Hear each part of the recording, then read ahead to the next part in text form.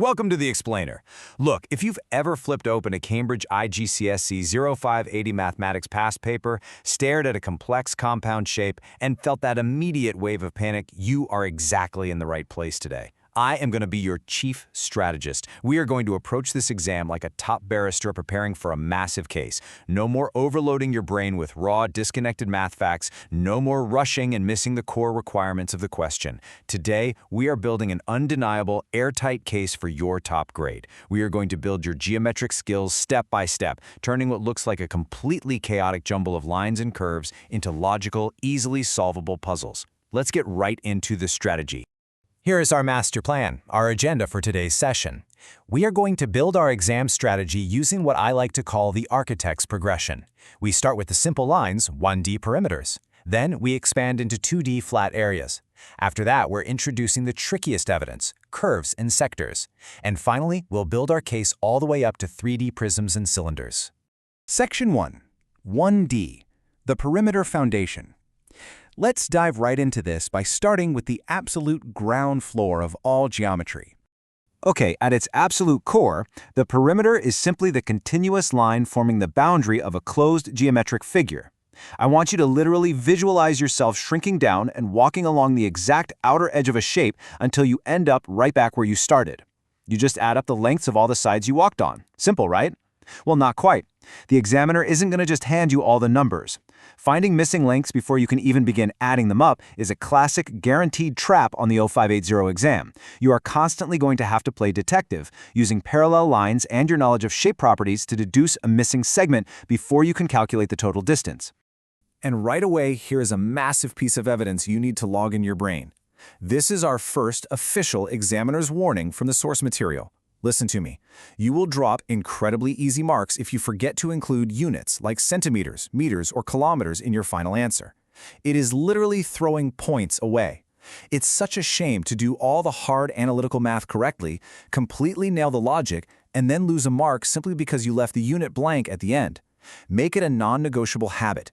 Write the number, write the unit. Before we continue, subscribe to our YouTube channel Ace the Exams at acetheexams_IGCSE to excel in your Cambridge examinations. Click that subscribe button and hit the bell icon right now. Moving on to Section 2, 2D, flat area, and compound shapes. Now we are stepping into 2 dimensions to calculate the flat space enclosed inside those boundaries we just learned how to measure. Let's start with the classic triangle. A lot of students just blindly memorize formulas without understanding the why. But look closely at how the visual on your screen perfectly demonstrates the formula. The blue area of the triangle inside the rectangle is exactly, perfectly, half of the total pink rectangular area. That's why the area of a triangle is beautifully, logically simple, 1/2 multiplied by the base multiplied by the height. You are literally just taking a rectangle and slicing it in half. Once you understand the visual evidence, you never forget the formula. But beware, because here comes the cross-examination. Another critical examiner's warning here. Never ever let a tricky, out-of-scale diagram fool you into using the slant height instead of the straight perpendicular height. The perpendicular height forms a perfect 90-degree angle with the base. If you use the sloping side, your calculation will be completely off and your answer will fall apart.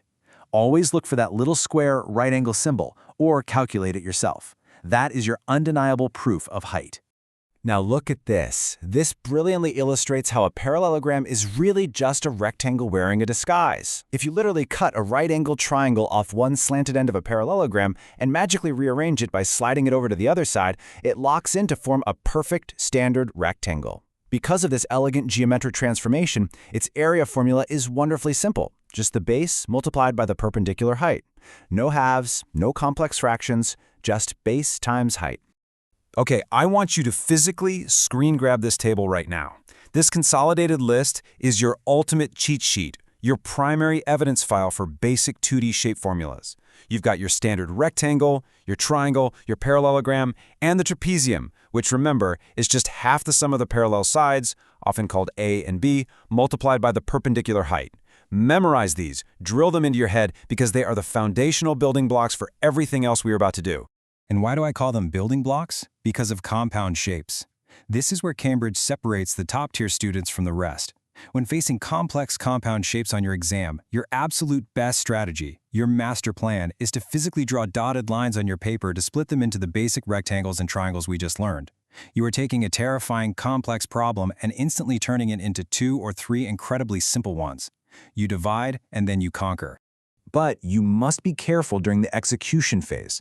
The examiner explicitly notes that students often split the shapes perfectly well, they draw the right lines, but then they use the wrong side lengths when doing the final multiplication for each smaller shape. They rush. You must double-check that the length and width you are multiplying actually belong to the new, smaller segment you've created, not the original whole shape.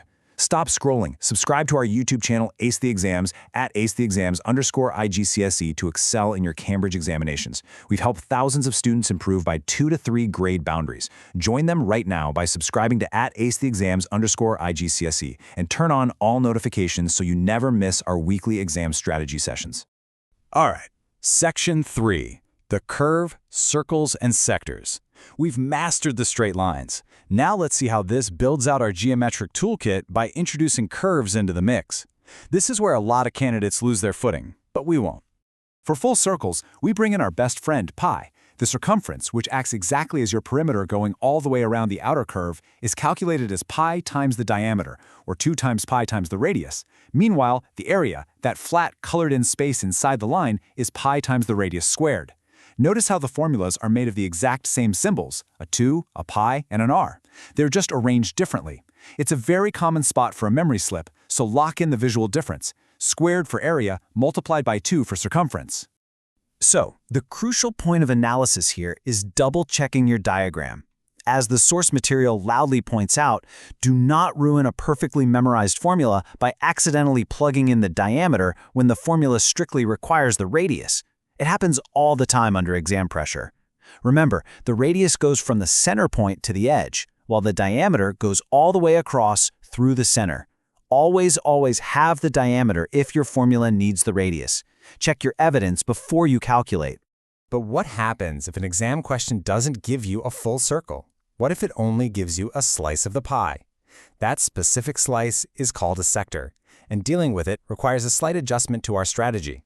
Calculating the arc length, which is just the curved outer edge of the slice, or the sector area is actually highly intuitive once you see the logic. Because a full, complete circle is 360 degrees, you just take the angle of your specific slice, divide it by 360, and multiply that resulting fraction by your standard circle formulas. It's beautiful. So if your internal angle is 37 degrees, your sector area is just 37 over 360 multiplied by pi r squared. You aren't learning a new formula. You're just taking a targeted fraction of the whole. Now, here is a trick question that examiners absolutely love to use to catch you out. If they ask for the perimeter of a sector, remember our definition from the very start of this masterclass, it's the distance all the way around the closed shape. You must calculate the curved arc length using your new fraction formula, and then, here is the kicker, you must remember to add back the 2 straight solid radius edges that form the sharp point of the slice. So many students just calculate the arc and stop. Don't be that student. Close the shape. Section 4, 3D, prisms and cylinders. We are in the final stretch. Let's take everything we've learned and extrude our flat 2D shapes into the third dimension to master volumes and surface areas.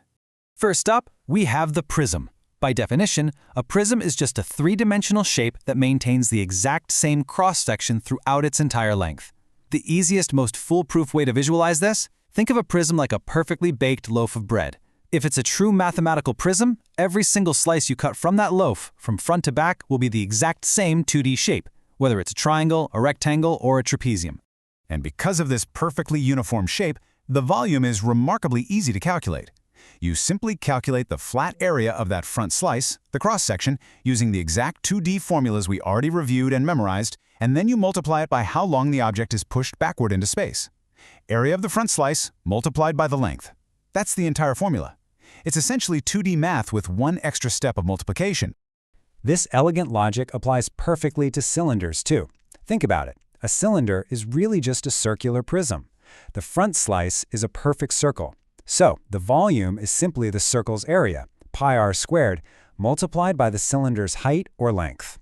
It perfectly bridges what we learned about 2D circles with what we just learned about 3D space. It's all connected. Now, surface area is where things get slightly more complex, but we have a system for it. When you are asked for the total surface area of a cylinder, you need to use this foolproof three-step procedure to mentally unwrap the cylinder, almost like taking a paper label off a soup can. Step 1, calculate the area of the flat top and the flat bottom circles. Step 2, find the area of the curved label wrapped around the middle, which, when laid flat, unwraps into a rectangle with an area of 2 pi r times the height. Finally, step 3, add the two circles and the rectangle all together. System applied, mark secured. And this brings us to our final examiner's warning for today's session.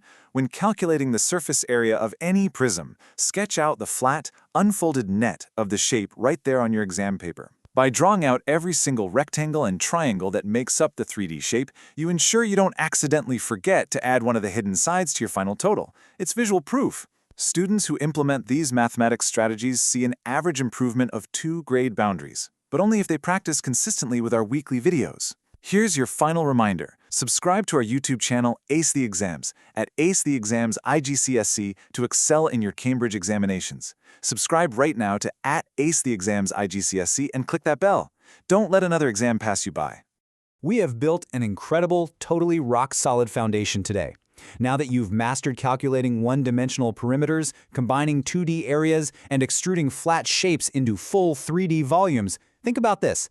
How will you tackle the ultimate challenge of compound 3D solids on your exam? What happens when a cone is placed squarely on top of a cylinder? The exact same logic applies. You just break it down piece by piece, shape by shape. Keep practicing these core formulas. Apply the analytical strategies we discussed, and those complex shapes simply won't stand a chance against you.